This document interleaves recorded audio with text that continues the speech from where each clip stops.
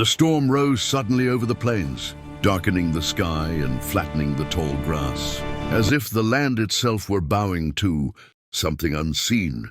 And Caleb Hartley urged his horse forward with aching legs and numb fingers, knowing he would never make it back to his ranch before nightfall.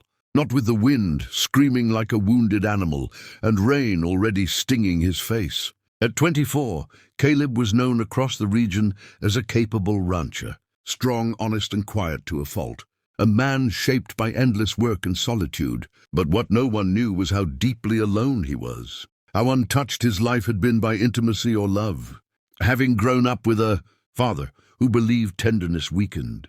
Men and a world that rewarded silence more than vulnerability. When he spotted a rocky overhang carved into the hillside, he felt a surge of relief and dismounted quickly, leading his horse inside just as thunder cracked overhead, only to freeze when he realized he was not alone, because two women stood in the shadows, equally startled, their dark eyes sharp, their posture alert, their clothing and bearing marking them clearly as Apache. And in that charged moment, fear surged through him, fueled by stories he had heard since childhood.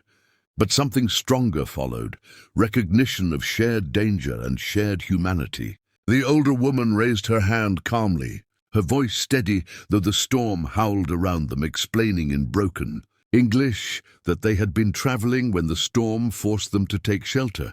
And Caleb, heart hammering, nodded and stepped back, understanding that the land made its own rules when survival was at stake. They built a small fire together from what dry wood they could find, the flames casting warm light on their faces, revealing the older sister's strength and caution, and the younger's curiosity and quiet wonder. And as minutes stretched into hours, the storm trapping them in close proximity, they spoke in fragments, gestures filling the gaps where words failed.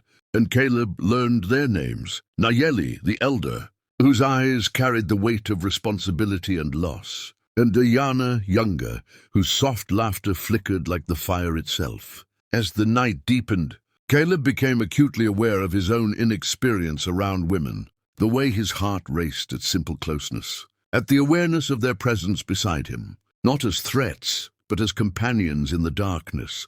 And he listened as Nayeli spoke of their journey, of a world where survival demanded strength and trust. And for the first time in his life, he felt himself seen not as a rancher or a man of land, but simply as a human being. When exhaustion finally claimed them, they slept in careful turns, sharing warmth against the cold stone. And as Caleb lay awake, listening to the storm fade into a whisper, he realized something within him had shifted, that the walls built by years of isolation were beginning to crack. And though he did not yet understand how, he sensed that this night, born of chance and necessity, had already altered the course of his life forever. Morning arrived quietly, as if the storm had never existed, pale sunlight creeping across the rocks and illuminating the three figures who stirred awake beneath the overhang. And Caleb felt an unfamiliar calm settle over him, the kind that comes not from certainty, but from acceptance, as though the land itself had decided his path for him. They shared what little food they had, speaking more easily now, trust having replaced fear.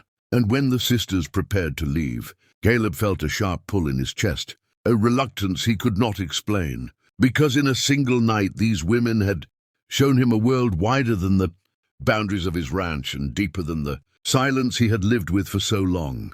Nayeli studied him closely, sensing the conflict in his eyes, and spoke of choices, of how life on the frontier was, shaped by moments when paths crossed for reasons unseen.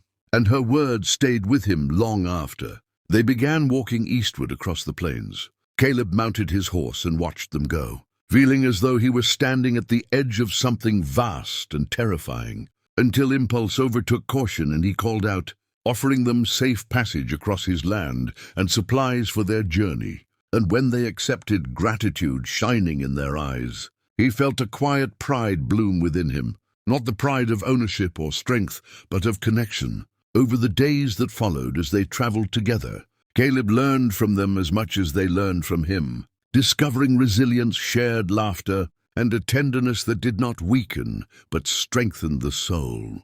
and in Nayeli's steady presence he found guidance, while in Ayana's warmth he found hope. And slowly, almost without realizing it, the man who had lived untouched by love began to understand what it meant to belong.